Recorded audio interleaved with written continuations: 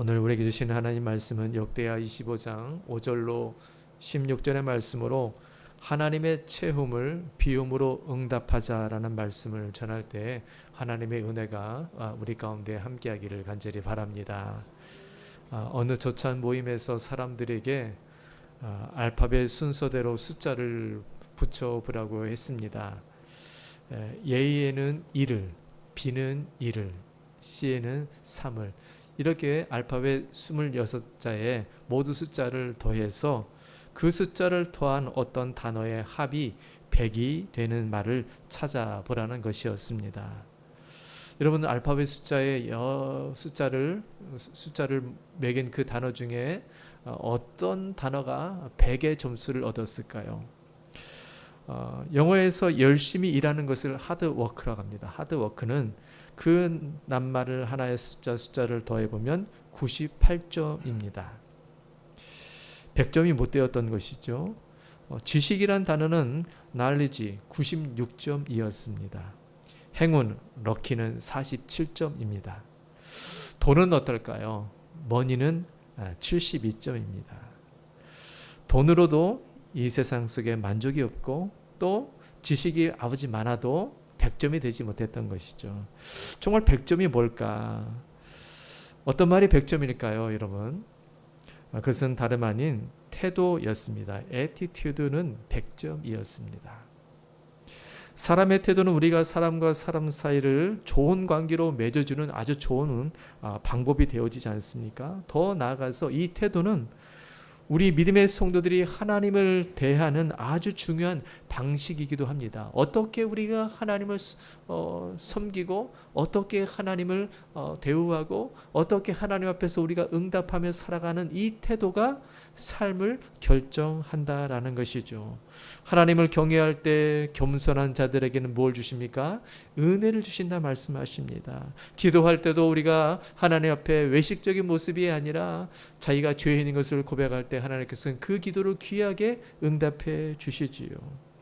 또한 하나님의 뜻을 따라 그것을 쫓아 순종하는 자들에게는, 그 믿음으로 순종하는 자들에게 또 그에 합당한 삶의 은혜들을 보답해 주십니다. 이처럼 하나님을 대하는 나의 믿음의 태도는 언제나 좋은 결과를 가져온다는 겁니다. 여러분, 그렇다면 우리가 하나님 앞에서 어떤 태도로 나아갈 수 있을까요? 하나님 앞에서 더 귀한 은혜를 받기 위해서 어떻게 나아가야 하나님의 도우심과 은총을 날마다 경험할 수 있을까요? 오늘 본문은 그에 대한 대답을 우리에게 들려주고 있습니다. 오늘 본문은 시대적으로 남유다 아마샤 시대를 보여주고 있습니다. 오늘 말씀에 보면 남유다 아마샤 왕은 에돔과의 전쟁을 준비하는 과정을 보여주죠. 그 전쟁을 위해서 먼저 자신의 나라의 군사를 다 소집합니다. 그런데 뭔가 부족해 보입니다. 뭔가 에돔을 상대하기에 역부족인 것들을 보게 되죠. 그래서 더 완벽한 승리를 위해서 이스라엘 병사들을 고용해서 전쟁을 준비하려고 한 것이죠. 이것은 인간적으로 보면 참 계산적인 것이죠. 그래서 100달란트를 들여서 이스라엘 용문들을 사게 됩니다. 왕으로서는 최선일 거라고 생각할 겁니다. 이것이면 완벽할 거라고 생각했겠죠. 그러나 오늘 성경을 보면 하나님은 이 일에 대해서 반대하십니다. 하나님의 선지자를 보내서 이 전쟁을 만류하시죠. 하나님께서는 이 전쟁에 이스라엘 곧 에브라임 자손과 함께 가게 된다면 하나님께서 이 전쟁에 함께 하지 않으신다고 말씀합니다. 8절의 말씀을 보면 왕이 힘 닿는 데까지 한번 싸워 보십시오. 아무리 열심히 싸워도 결국에는 전쟁에서 패하게 된다라는 경고의 말씀을 하나님의 사람이 전하게 주게 됩니다. 모든 준비한 것들이 다 숲으로 돌아가게 되어지는 허무한 일이 되게 만드시겠다는 말씀입니다. 바꿔 말하면 하나님은 적은 숫자를 가지고도 하나님과 함께하면 승리를 주실 수 있다라는 약속입니다. 그래서 하나님이 오늘 이 일을 저지하신 것이죠. 여러분, 하나님은 어떤 분이십니까? 여러분, 하나님은 우리에게 어떤 분이신가요? 여러분, 열심을 가볍게 보시는 분은 아니시죠. 또한 사람들의 도움을 구하는 것을 어리석다라고 말씀하고 계시진 않습니다. 힘이 부족하면 도움을 구해야 합니다. 그런데 먼저 구해야 할 마음이 있는데 바로 하나님의 도우심을 먼저 구하라라는 말씀입니다. 하나님은 믿음의 자녀들이 어떠한 형편을 살고 있는지 다 아십니다. 우리의 힘으로, 우리의 능력으로, 우리의 물질로, 우리의 역량으로 능히 이 세상을 감당할 수 없다는 것을 아시죠. 그래서 믿음의 자녀들이 항상 하나님 앞에 나와서 도움을 구하기를 바라시고 그 도움의 간구를 통해서 응답하시는 하나님을 경험하기를 하나님은 바라신다는 겁니다. 사람이 전략이 좋고 물질적인 역량이 충분히 충족되어 있고 사람의 능력이 많다 할지라도 하나님이 배제된 인생은 결코 그 속에서 승리나 인간적인 좋은 결실을 거둘 수 없다는 것이죠. 그것은 단순히 인간의 수고일 뿐이다 라고 시편의 저자는 이렇게 우리에게 교훈합니다. 시편 127편 1절에 여호와께서 집을 세우지 아니하시면 세우는 자의 수고가 헛되며 여호와께서 성을 지키지 아니하시면 파수꾼의 깨어있음이 헛되도다 라고 말씀합니다. 하나님이 지켜주실 때 그 성의 파수꾼의 깨어있음은 헛되지 않고 참된 수고가 된다라는 겁니다. 하나님의 도우심이 그 가정 가운데 함께하고 하나님의 역사하심이 그 믿음의 사람과 함께할 때 또 하나님께서 그 수고를 귀하게 만들어 주신다는 겁니다.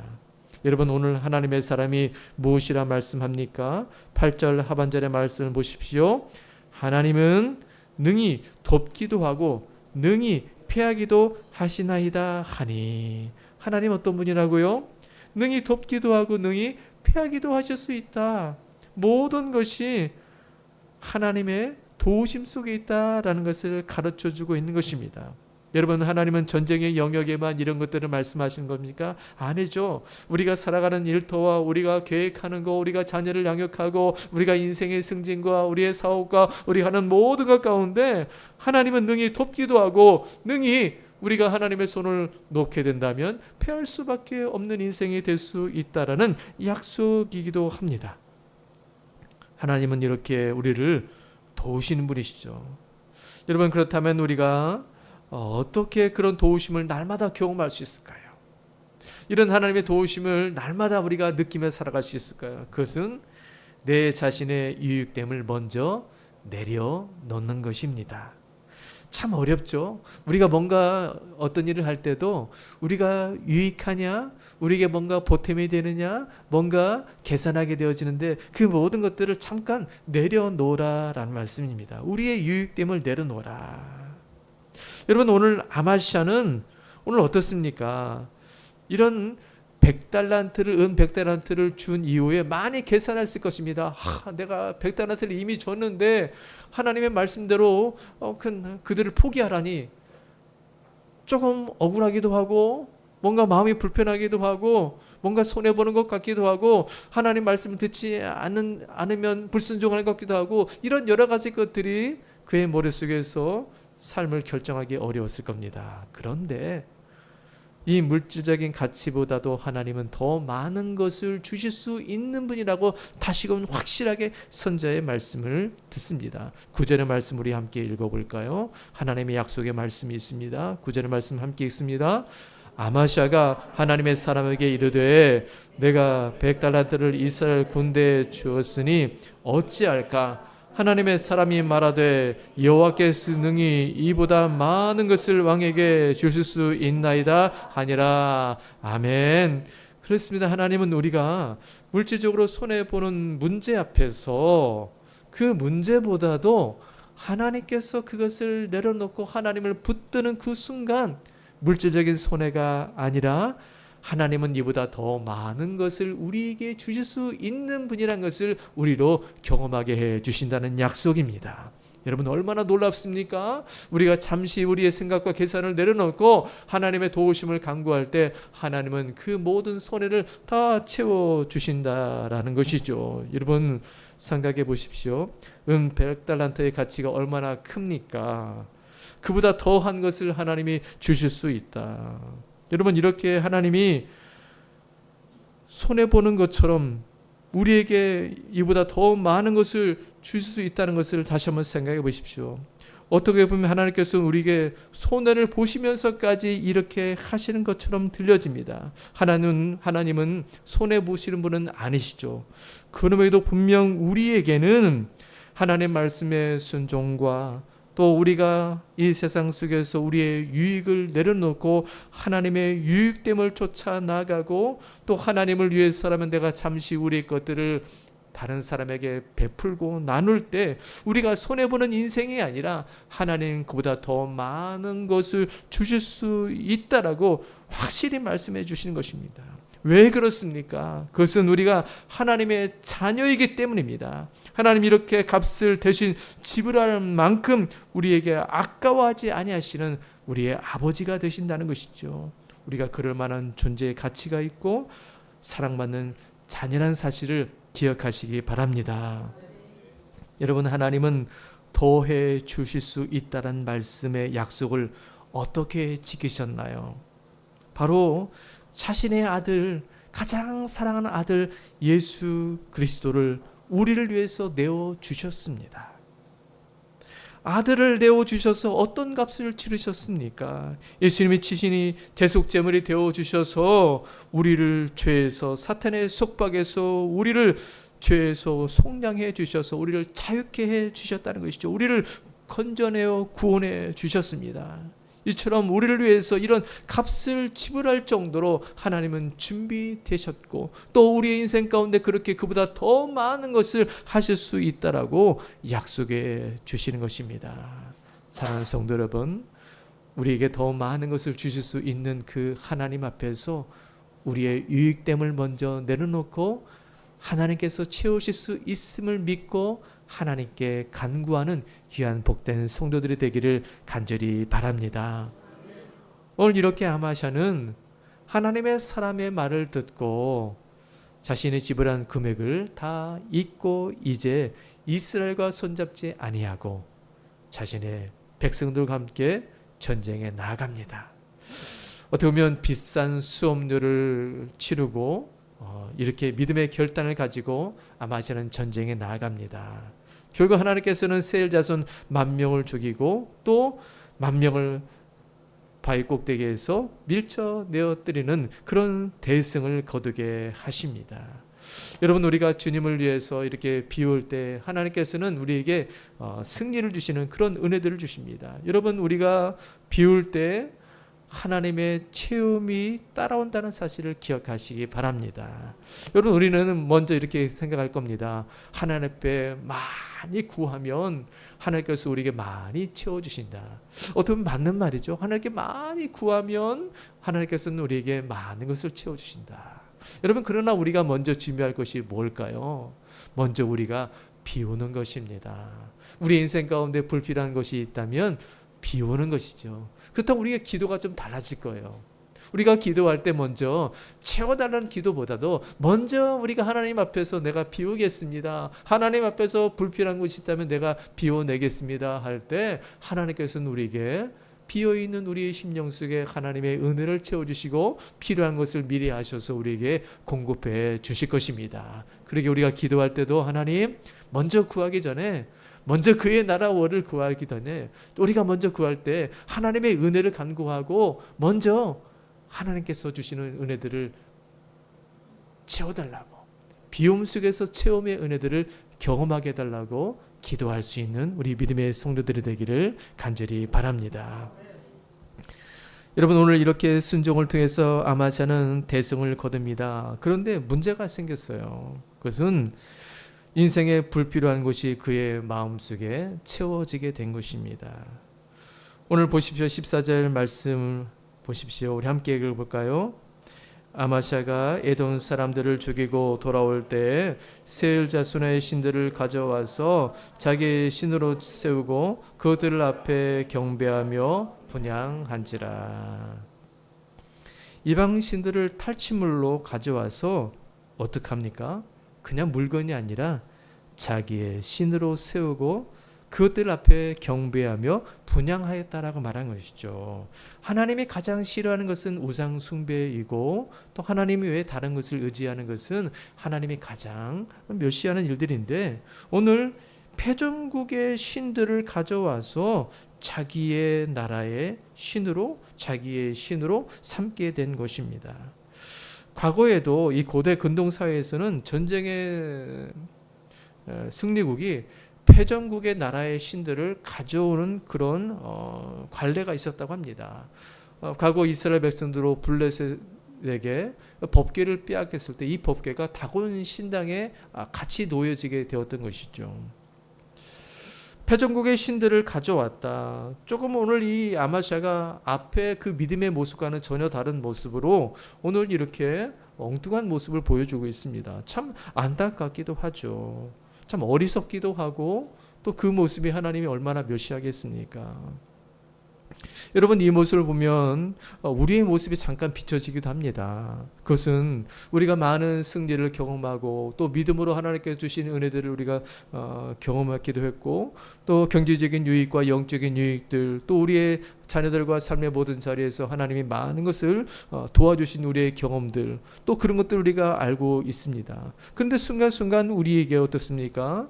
세상의 것들이 우리의 눈앞에 아른거리기도 하고 또 세상의 사람들이 하는 그 방식대로 우리가 쫓아가면서 그 일들을 우리가 추구하는 그런 우리의 나약한 모습들이 순간순간 찾아오게 된다는 것이죠. 아마샤의 이야기가 우리의 이야기야라는 사실입니다. 이렇게 부족하고 연약하고 또 때로는 실수하기도 하고 또 하나님을 잘 믿다가도 세상을 따라가는 우리의 나약한 모습들 그럼에도 불구하고 하나님은 어떤 분이십니까? 그것을 깨우쳐 주시기 위해서 다시 돌이키기를 원하시고 찾아오시는 하나님이시죠. 오늘 15절과 16절 말씀 보면 하나님은 또다시 이 아마샤를 깨우쳐 주시기 위해서 이전과 같이 하나님의 도우심을 간구하며 믿음의 길을 갈 수 있도록 하나님의 사람을 보내서 이것은 하나님이 가장 미워하시는 것입니다. 그것을 버려야 합니다라고 선지자가 그에게 얘기를 합니다. 오늘 16절 말씀 보십시오. 선지자가 아직 그에게 말할 때에 왕이 그에게 이르되 우리가 너를 왕의 모사로 삼았느냐 그치라 어찌하여 맞으려 하느냐 하니 선지자가 그치며 이르되 왕이 이 일을 행하고 나의 경고를 듣지 아니하니 하나님의 왕을 멸하시기로 작정하신 줄 아노라 하였더라. 왕의 죄를 지적하는 것이죠. 돌이키라는 것입니다. 그런데 그 이야기를 이 아마샤는 내가 너를 왕의 모사로 삼았느냐 왜 나에게 이런 이야기를 하느냐라는 것이죠. 왕이 들어야 될 이 쓴소리를 잔소리로 듣고 있습니다. 나에게 그런 뼈가 되는 이야기를 하고 나에게 유익한 이야기를 할 때 그 이야기가 잔소리처럼 들리는 것입니다. 이것을 거부합니다. 하나님께서 요구하시는 그 회개를 거부하고 있는 것이죠. 아마샤는 하나님 말씀을 듣지 않습니다. 결국 16절 하반절의 말씀처럼 왕이 이 일을 행하고 나의 경고를 듣지 아니하니 하나님이 왕을 멸하시기로 작정하신 줄 아노라. 하나님이 이제 그 경고를 듣지 아니하심으로 하나님이 멸하실 것입니다 라는 말씀이죠. 하나님의 말씀을 듣지 아니함으로 스스로 멸망의 길을 가고 있는 것입니다. 그러나 우리는 이런 멸망의 길을 가는 것, 또 하나님께서는 이렇게 멸망의 길로 가지 아니하도록 하나님 말씀을 들려주시기도 하고 또 다시금 돌이킬 수 있도록 우리에게 뭘 주셨습니까? 회개의 은혜를 주셨습니다. 사람은 실수하죠. 허물이 많습니다. 지난날의 모습으로 회개하기도 하고 또 그 모습 속에서 우리가 힘들어하기도 합니다. 그럴 때 우리가 하나님 앞에 다시금 나와서 우리의 연약한 모습을 고백할 때 하나님께서는 우리에게 회복을 주신다는 것입니다.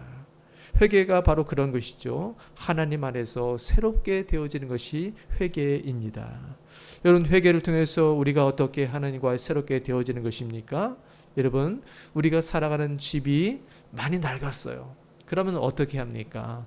어떤 분들은 집을 리모델링 할 것입니다. 안을 새롭게 하고 겉의 외벽을 장식하고 이렇게 환경을 바꾸죠. 새롭게 단장합니다. 그러나 하나님은 리모델링 하시는 것을 기뻐하시는 것보다도 오히려 그 건물을 다 해체하고 새로운 건물 안에 사람이 살기를 바라십니다. 여러분, 우리 믿음의 성도들 마찬가지죠. 우리가 인생을 계속 수리하고 하는 그런 인생보다도 하나님, 우리가 완전히 주님 안에서 새로운 삶을 함께 시작하기를 원하십니다. 이것이 회개입니다.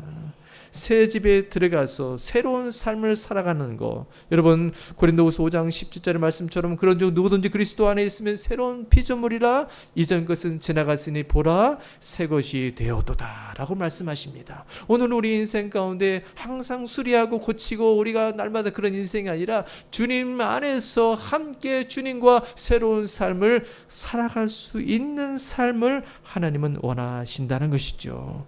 하나님, 우리가 지난날의 삶을 이렇게 고백할 때에 우리의 허물을 다 잊어버리게 하십니다. 다 죄를 멀리 하시죠. 멀리하고 기억하지 않으신다 말씀하셨습니다. 회개는 바로 그런 것입니다. 우리가 모든 것들이 다 지나가는 것입니다. 하나님은 기억도 안 하신다 말씀하십니다. 새로운 인생을 살자라고 말씀하시는 것입니다. 그것이 바로 회개가 바로 비움이라는 것이죠. 우리가 비워질 때 하나님께서는 우리에게 새로운 것들을 채우셔서 새로운 인생의 삶의 은혜가 무엇인지를 우리가 충만히 경험하기를 바라시는 분이십니다. 사랑하는 성도 여러분, 우리 가운데 어떤 것들을 채우기를 원하십니까? 아직 우리 안에 아직 비우지 못한 것들이 있습니까? 아직 우리가 계산하면서 하나님 앞에서 내가 이것 때문에 하나님 붙잡지 못하는 것이 있습니까? 우리가 하나님 앞에 나아가서 그것을 내려놓고 비우며 하나님과 새로운 인생의 삶을 살아갈 때 하나님의 채우심의 역사가 그때부터 시작된다는 사실을 기억하시기 바랍니다. 하나님의 약속의 말씀이 있습니다. 비움을 통해서 믿음의 길을 가는 성도들에게 빌립보서 4장 19절로 이렇게 약속하십니다. 나의 하나님이 그리스도 예수 안에서 영광 가운데 그 풍성한 대로 너희 모든 쓸 것을 채우시리라. 아멘. 그리스도 예수 안에서 영광 가운데 그 풍성한 대로 우리의 모든 것을 채우시는 그 하나님의 은혜가 우리의 비움 속에서 약속받는 귀한 은혜가 되기를 간절히 바랍니다. 오늘 주신 말씀 붙잡고